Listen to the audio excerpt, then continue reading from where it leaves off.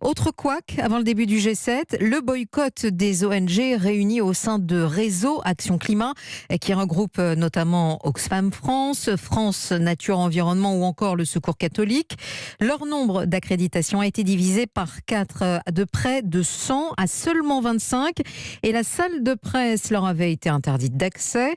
Ces ONG dénoncent une mise à l'écart. Lucille Dufault, responsable politique internationale du Réseau Action Climat France. Nous sommes sur un contexte d'atteinte à notre liberté d'expression puisqu'il n'y a seulement que 25 accréditations qui nous ont été proposées alors que d'habitude on est autour de 100 accréditations pour les ONG et surtout les ONG n'auront accès ni au centre des négociations ni au centre des médias, il n'aura donc pas accès à la presse.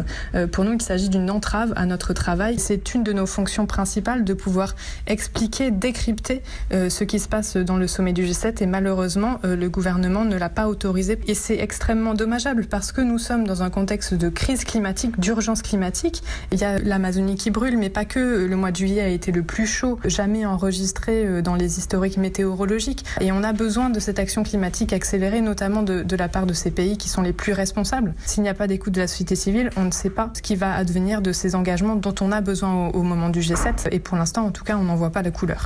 Lucille Dufault, responsable des politiques internationales au réseau Action Climat France, au micro européen d'Hélène Terzian.